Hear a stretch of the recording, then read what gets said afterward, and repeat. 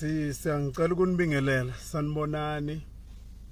Ngiyabonga bafowethu kakhulu. Thank you so much. Bengithi ngivele nje nginazise nginibonise ukuthi hayi khona abafowethu ngiyaphila, uNkulunkulu muhle njalo. Ngiyabonga nje kakhulu. Kuyikona okwenza ukuthi ngenze nje le live emfishane, izoba mfishane nje kakhulu. Ngizoba nesikhathi mangabe sengi emotionally prepared nami ukukhuluma ke kabanzi mhlambe kusukela ngonyaka odlule waphela le ndlela ibeyinde kakhulu kusukela ngesikhathi ngixoshwa emsakazweni. Ngiyazi ukuthi angaze ngize ngibe nanesikhathi sokusho nje nosokuchaza ukuthi kwenzakalani kahle kahle. Abaningi ngiyazi ukuthi basuke beyithola nje beyikha lapha basuke beyithole khona benganakho ngempela ukuqonda nokuthi baqiniseke ukuthi kwenzakalani kahle kahle.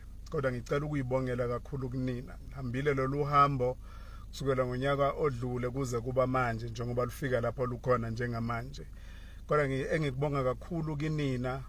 Bengazi usocial media ukuthi unamandla okumphilisa umuntu noma ukumbulala umuntu. Kodwa kulesi sikhathi engikubonga kakhulu kinina ukuthi ninginikeze amandla, ninginikeze nethemba, ningikhulekele, nikhathazeke ngesimo sami engilokhu ngibe kuso nje kuona wonke lonyaka kuze kuba manje.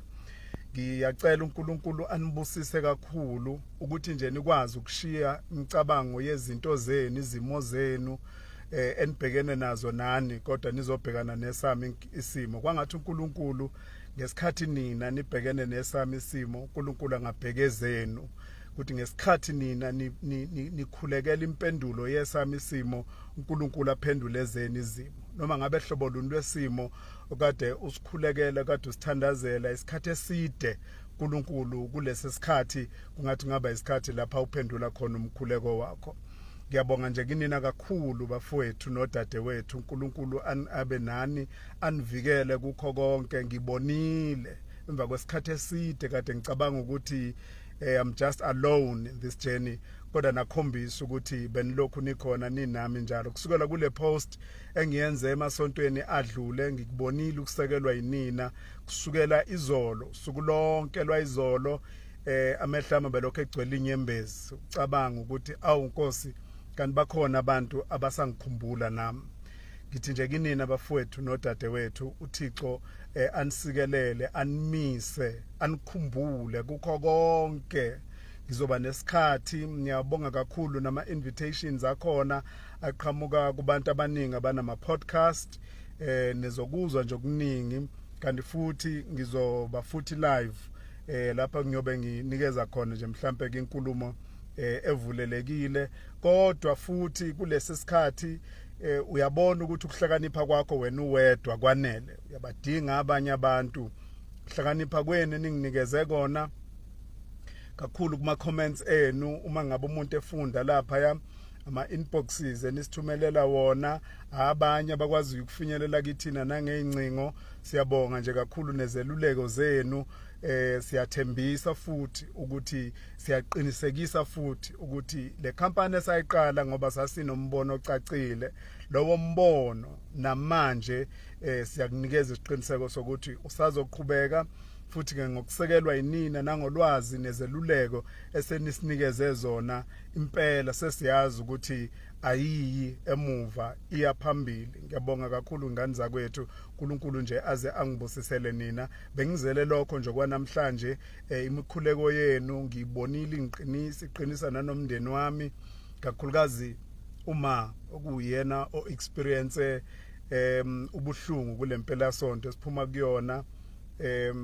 Angeke ke ngihande kabanzi kulokho ngoba ngichazile ukuthi okwami namhlanje nje bengithi ngivele kunina ukuze nazi ukuthi hayi khona futhi ke nangemkhuleko yenu ngiyazizwa nje nami ukuthi hayi ngiqinile ukuthi I can face anything. Kuba khona kwenu imiyalezo yenu awubafowethu angazi ukuthi ngizothini.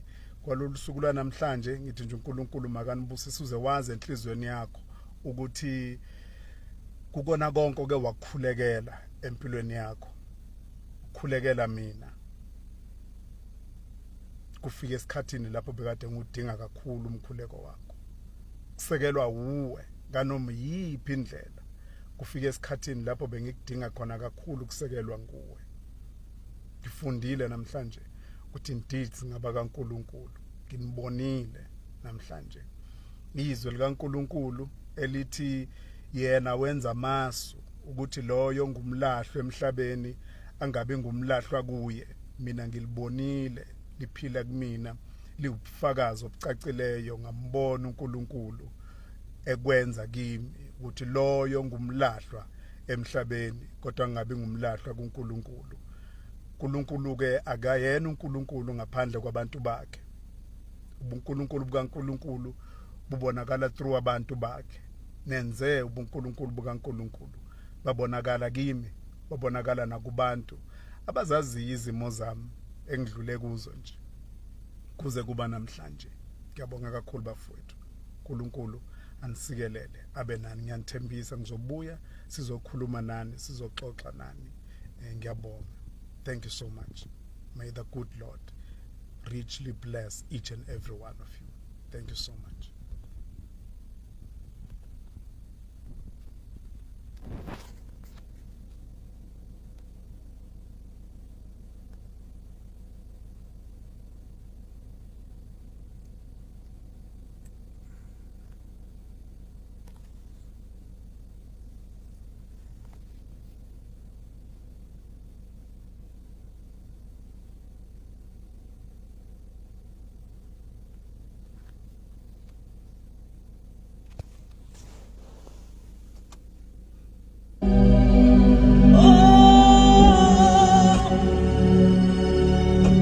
Gemshado yabantu